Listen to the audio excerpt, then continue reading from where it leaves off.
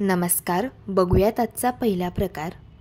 आता हा पदार्थ तयार करण्यासाठी 1 वाटी नाचणीचं पीठ घ्यायचं आहे। जे पीठ आपण भाकरीसाठी वापरतो तेच पीठ इथे आपल्याला वापरायचे। पाव वाटी यात तांदळाचं पीठ घालून घ्यायचं आहे आणि त्याच वाटीने बरोबर अर्धी वाटी इथे आपल्याला रवा घ्यायचा आहे। रवा जाड किंवा बारीक कुठलाही वापरू शकता। याला मिक्सरच्या भांड्यामध्ये घालायचं आहे आणि याची आपल्याला अगदी बारीक या पद्धतीची पावडर ही तयार करून घ्यायची आहे। तयार करून घेतलेली रव्याची पावडर आपल्याला यामध्ये घालून घ्यायची आहे। आता हे सगळे पीठ आपल्याला चांगले एकजीव करून घ्यायचे आहे। आता त्याच वाटीने अर्धी वाटी फेटून घेतलेलं दही यामध्ये घालायचंय। दही नसेल तर तुम्ही इथे अर्ध्या लिंबाचा रस देखील वापरू शकता। आता सुरुवातीला हे सगळे जिन्नस चांगले एकजीव करून घ्यायचे। यावरूनच अंदाज येतो यामध्ये आपल्याला किती पाणी घालायची गरज पडणार आहे। आता थोडं थोडं पाणी घालून याचं आपल्याला बॅटर हे तयार करून घ्यायचं आहे।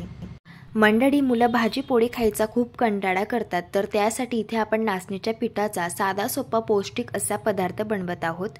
इथे मी बॅटर याचं चांगलं तयार करून घेतलेलं आहे। बॅटरची थिकनेस बघून घ्या। जसं आपलं डोस्यांचं बॅटर असतं त्याच पद्धतीचं हे बॅटर आपल्याला ठेवायचे। यावरती झाकण ठेवून हे बॅटर आपल्याला 5 मिनिटांसाठी मुरण्यासाठी ठेवायचे।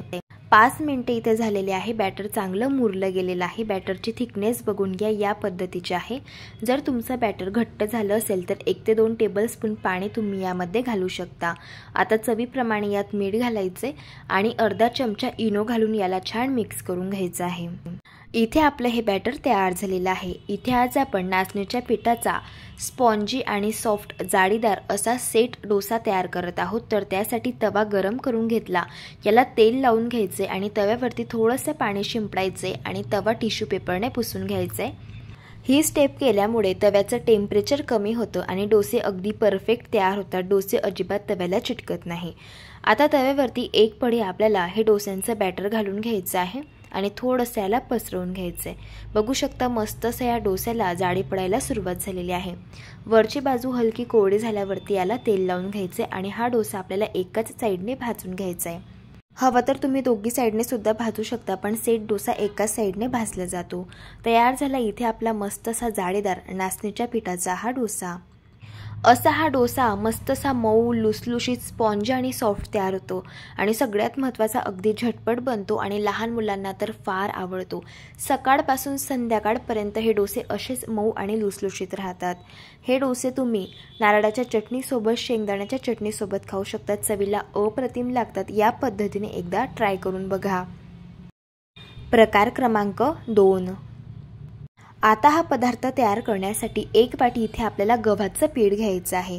त्याच वाटीने 1 वाटी यामध्ये बारीक रवा घालून घ्यायचा आहे। आता यामध्ये अर्धी वाटी बारीक कापून घेतलेला गूळ घालूया, अर्धा चमचा वेलची पावडर घालूया, 2 चमचे ओल्या नारळाचे काप घालायचे आणि चवीप्रमाणे मीठ घालून घ्यायचे। सगळे जिन्नस चांगले मिक्स करून घ्यायचे आहे। मुलांना रोज चपाती खायचा कंटाळा येतो, त्यावेळेस आपण हा पदार्थ तयार करून घेऊ शकतो। सगळे जिन्नस चांगले मिक्स करून घेतलेले आहे।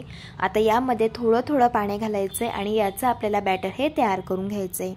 इथे मी याचा बॅटर तयार करून घेतलेला आहे। बॅटरची थिकनेस बघून घ्या, या पद्धतीची आपल्याला ठेवायची आहे। आता झाकण ठेवून हे बॅटर आपल्याला 10 मिनिटांसाठी मुरण्यासाठी ठेवायचे। 10 मिनिट झालेले आहे। बॅटर चांगलं मुरलं गेलेलं आहे। बॅटरची थिकनेस बघून घ्या, या पद्धतीची आपल्याला ठेवायची आहे। इथे आज आपण गव्हाच्या पिठाचे आप्पे तयार करत आहोत, तर चला लगेच आप्पे बनवायला सुरुवात करूयात। तर त्यासाठी आप्पे पात्र गरम करून घेतलंय, यामध्ये तेल घालायचंय। आता तेल चांगलं गरम झालेलं आहे। 1-1 चमचा आप्प्यांचं बॅटर आपल्याला असं ह्या मोल्डमध्ये घालून घ्यायचंय। इथे आपण इनो, सोडा, बेकिंग पावडर काहीही न वापरता हे आप्पे तयार करत आहोत। आप्प्यांचं बॅटर मोल्डमध्ये घातल्यावरती झाकण ठेवायचे आणि एका साईडने 5 मिनिटं मंद आचेवरती याला भाजून घ्यायचे। याला मी एका साईडने भाजून घेतले। बघू शकता आप्प्यांना मस्त जाळी पडलेली आहे। आप्पे आता उलटून घेऊया। आप्पे एका साईडने मस्तसे क्रिस्पी कुरकुरीत भाजून झालेले आहे। दुसऱ्या साईडने देखील यांना आपण भाजून घेऊया। मस्तसे दोघी साईडने हे आप्पे मी भाजून घेतले। तयार झाले इथे आपले मस्तसे मऊ लुसलुशीत स्पॉन्जी आणि सॉफ्ट असे गव्हाच्या पिठाचे हे आप्पे। असे हे आप्पे चवीला अप्रतिम लागतात। हे आप्पे तुम्ही मुलांना जॅम सोबत देऊ शकता। या पद्धतीने एकदा ट्राय करून बघा। प्रकार क्रमांक 3। आता हा पदार्थ तयार करण्यासाठी इथे मी 1 कप पोहे घेतलेले आहे। जे पोहे आपण कांदा पोहे बनवण्यासाठी वापरतो तेच पोहे इथे आपल्याला वापरायचे आणि या पोह्यांची थोडीशी जाडसर या पद्धतीने पावडर करून घ्यायची आहे। आता इथे मी एक मोठ्या आकाराचे बीट कुकरमध्ये 2 शिट्ट्यांवरती शिजवून घेतलेला आहे आणि 2 मीडियम साईजचे बटाटे देखील शिजवून घेतले आणि त्यांची साल काढून घेतलेली आहे। आता हे बटाटे आपल्याला किसून घ्यायचे आहे आणि हे शिजवून घेतलेलं बीट देखील आपल्याला किसून घ्यायचे। मुलांना नेहमी टिफिनसाठी काहीतरी चटपटीत पदार्थ हवा असतो, त्यासाठी हा आपण पौष्टिक पदार्थ त्यांच्यासाठी बनवत आहोत। आता यामध्ये पाव चमचा हळदी पावडर घालायची, अर्धा चमचा लाल तिखट घालायचं, पाव चमचा गरम मसाला घालून घ्यायचा, 1 चमचा चाट मसाला घालायचा। चाट मसाल्यामुळे हा पदार्थ छान चटपटीत बनतो। चिमूटभर यामध्ये आमचूर पावडर घालायची, 1 चमचा आलं लसूणची पेस्ट घालून घेतली, कोथिंबीर घालून घेतली बारीक चिरून घेतलेली आणि चवीप्रमाणे मीठ घातलं।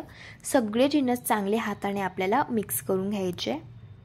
मंडळी, जर तुम्ही चॅनलवरती नवीन असाल आणि तुम्हाला रेसिपीज आवडत असेल तर चॅनलला सबस्क्राइब करा आणि शेजारील बेल आयकॉन सुद्धा प्रेस करा, म्हणजे जो व्हिडिओ सगळ्यात आधी चॅनलवरती अपलोड होईल त्याचं नोटिफिकेशन तुम्हाला सगळ्यात आधी मिळेल। आता यामध्ये अर्धा कप बेसन पीठ घालून घेतले आणि बारीक करून घेतलेले हे पोहे यामध्ये घालून घ्यायचे आहे। सगळे जिन्नस हाताने चांगले मिक्स करून घ्यायचे आणि याचा आपल्याला मऊसूत असा गोळा तयार करून घ्यायचा आहे। इथे मी याचा मऊसूत गोळा हा तयार करून घेतलेला आहे, बघू शकता या पद्धतीने। आता याचे आपण पॅटीस तयार करत आहोत, तर थोडंसं मिश्रण हातामध्ये घ्यायचं, जेवढं तुम्हाला पॅटीस बनवायचं असेल तेवढं मिश्रण हातामध्ये घ्यायचं। याचा गोलाकार असा गोळा तयार करून घ्यायचा आणि याला असं टिक्कीसारखं प्रेस करून घ्यायचं आहे। आता हे तयार करून घेतलेलं पॅटीस आपल्याला रव्यामध्ये कोट करून घ्यायचं आहे। इथे आपल्याला बारीक रवा वापरायचा आहे आणि रव्यामध्ये छान हे पॅटीस आपल्याला कोट करून घ्यायचं आहे। रवा वापरायचा नसेल तर तुम्ही ते ब्रेड क्रम्ब सुद्धा वापरू शकता। याच पद्धतीने सगळे पॅटीस हे तयार करून घेतले। आता हे पॅटीस आपल्याला शॅलो फ्राय करायचे आहे, तर त्यासाठी पॅनमध्ये तेल घालून घ्यायचे। 3 छोटे चमचे इथे मी तेल घातलेलं आहे। तेल चांगलं कडकडीत गरम करून घेतलंय। आता हे तयार करून घेतलेले पॅटीस आपल्याला तव्यामध्ये ठेवून द्यायचे आणि हे पॅटीस आपल्याला दोघी साइडने क्रिस्पी आणि कुरकुरीत होईपर्यंत छान भाजून घ्यायचे आहे। इथे एका साइडने मी हे पॅटीस भाजून घेतलेले आहे। आता यांना उलटून घेऊया। बघू शकता एका साइडने मस्त असे पॅटीस भाजून झालेले आहे। आता दुसऱ्या साइडने देखील हे पॅटीस आपल्याला भाजून घ्यायचे। इथे मी हे पॅटीस दोघी साइडने मस्त क्रिस्पी आणि कुरकुरीत होईपर्यंत छान भाजून घेतलेले आहे। तयार झाले इथे आपले मस्त असे चटपटीत बीटाचे कटलेट। चवीला अप्रतिम लागतात आणि मस्त असे चटपटीत तयार होतात। बघता क्षणी मुलांना खायची इच्छा होईल इतके चविष्ट लागतात। या पद्धतीने एकदा तुम्ही नक्कीच ट्राय करून बघा। प्रकार क्रमांक 4। आता हा पदार्थ तयार करण्यासाठी 1 वाटी बारीक कापून घेतलेली पत्ताकोबी घ्यायची आहे। त्याच वाटीने पाव वाटी किसून घेतलेला गाजर घेतलं, पाव वाटी अगदी बारीक कापून घेतलेला कांदा यामध्ये घालायचा आहे आणि त्याच वाटीने 1 वाटी यामध्ये बेसन पीठ घालायचं आहे।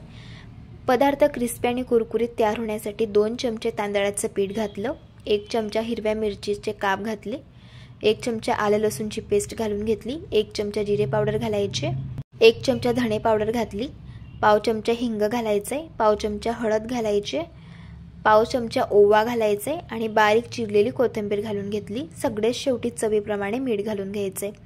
सगळे जिन्नस सुरुवातीला चांगले मिक्स करून घ्यायचे आहे। आता यामध्ये थोडं पाणी घालायचं आहे आणि याचं आपल्याला बॅटर हे तयार करायचं आहे। लक्षात ठेवा एका वेळेस जास्त पाणी घालू नका, नाहीतर मग बेसन पिठाच्या गाठी होऊ शकतात। थोडं पाणी घालून याचं आपल्याला बॅटर हे तयार करून घ्यायचं आहे। बॅटर इथे मी तयार करून घेतलेलं आहे। बॅटरची थिकनेस बघून घ्या, या पद्धतीची ठेवायची आहे। यापासून आपण धिरडी तयार करणार आहोत, त्यासाठी तवा इथे मी गरम करून घेतलाय, याला तेल लावून घ्यायचंय। आता हे तयार करून घेतलेलं धिरडीचं बॅटर तव्यावरती घालून घ्यायचंय आणि याला पसरवून घ्यायचं आहे। बॅटरमध्ये आपण भरपूर भाज्या घातलेल्या आहेत, त्यामुळे अगदी गोलाकार असं हे धिरडं होत नाही। धिरडं आपल्याला दोघी बाजूने चांगलं भाजून घ्यायचं आहे। एका साइडने धिरडं भाजून झाल्यावरती पलटी करून घ्यायचे आणि दुसऱ्या साइडने देखील याला भाजून घ्यायचे। इथे हे धिरडं मी भाजून घेतलेलं आहे, याला आता आपण काढून घेऊया। इथे आपलं कोबीचं धिरडं तयार झालेलं आहे। मुलांना जर कोबीची भाजी आवडत नसेल त्यावेळेस तुम्ही हे धिरडं बनवून घेऊ शकता, चवीला अगदी छान लागतं। प्रकार क्रमांक 5। आता हा पदार्थ तयार करण्यासाठी एका परातीमध्ये 1 वाटी बारीक कापून घेतलेला कोबी घालून घेतला, पाव वाटी बारीक कापून घेतलेला कांदा घातला, 1 वाटी गव्हाचं पीठ यात घातलं, 2 चमचे बेसन पीठ घालायचं आहे आणि 2 चमचे तांदळाचं पीठ यामध्ये घालून घेतलं. पाव चमचा आलं लसूणची पेस्ट घालायची, अर्धा चमचा हळद घालायची, 1 चमचा लाल तिखट घातलं, अर्धा चमचा जिरे पावडर, अर्धा चमचा धणे पावडर घातली, पाव चमचा गरम मसाला घालून घेतला आणि 1 चमचा यामध्ये आपल्याला पांढरे तीळ घालून घ्यायचे आहे. पाव चमचा ओवा घालायचा आहे, चवीप्रमाणे मीठ घालायचं आहे आणि बारीक चिरलेली कोथिंबीर घालून घेऊया. आता हे सगळे जिन्नस आपल्याला हाताने चांगले मिक्स करून घ्यायचे आहे. आता यामध्ये थोडं थोडं पाणी घालायचं आहे आणि पिठाचा आपल्याला मऊसूत असा गोळा हा तयार करून घ्यायचा आहे. इथे मी पिठाचा अगदी मऊसूत असा गोळा तयार करून घेतलेला आहे, बघू शकता या पद्धतीने. इथे आज आपण कोबीचे थालीपीठ बनवत आहोत, तर त्यासाठी हाताला आता तेल लावून घ्यायचे. जेवढं लहान किंवा मोठं तुम्हाला थालीपीठ बनवायचं असेल तेवढं मिश्रण हातामध्ये घ्यायचं आणि याचा आपल्याला या पद्धतीचा गोळा हा तयार करून घ्यायचा आहे. चला आता थालीपीठ थापून घेऊया. त्यासाठी इथे मी सुती कापड आधीच ओला करून घेतलेला आहे. तयार करून घेतलेला हा गोळा या कापडवरती ठेवायचा आहे, हाताला पाणी लावून घ्यायचं आहे आणि थालीपीठ आपल्याला थापून घ्यायचे. इथे मी थालीपीठ थापून घेतलेलं आहे. आता याला आपल्याला असे होल्स हे तयार करून घ्यायचे. थालीपीठ तयार झालं. आता लगेच याला आपण भाजून घेऊया. त्यासाठी इथे मी तवा गरम करून घेतला, याला तेल लावून घेतलेलं आहे. आता कापडासहित आपल्याला हे थालीपीठ असं तव्यावरती घालायचं आहे आणि यावरचं कापड आपल्याला अलगद काढून घ्यायचं आहे. थोडंसं तेल आपल्याला या थालीपीठावरती घालून घ्यायचं आहे आणि हे थालीपीठ क्रिस्पी आणि कुरकुरीत होईपर्यंत दोन्ही बाजूंनी आपल्याला चांगलं भाजून घ्यायचं आहे. एका साईडने थालीपीठ भाजून झालं की याला पलटी करून घ्यायचे आणि दुसऱ्या साईडने देखील भाजून घ्यायचे. इथे मी हे थालीपीठ दोन्ही साईडने छान क्रिस्पी आणि कुरकुरीत होईपर्यंत भाजून घेतलेलं आहे. आता आपण याला काढून घेऊया. बघू शकता मस्त असं क्रिस्पी आणि कुरकुरीत असं हे कोबीचं थालीपीठ तयार झालं. चवीला अगदी छान लागतं. तुम्ही हे थालीपीठ दह्यासोबत किंवा केचप सोबत खाऊ शकता. या पद्धतीने एकदा ट्राय करून बघा. जर तुम्हाला आजच्या या सर्व रेसिपीज आवडल्या असेल तर रेसिपीला लाईक करा, चॅनलला सबस्क्राईब करा आणि शेजारील बेल आयकॉन प्रेस करायला विसरू नका. व्हिडिओ जास्तीत जास्त शेअर करा. तर चला भेटू एका मस्त अशा चमचमीत रेसिपी सोबत. तोपर्यंत धन्यवाद.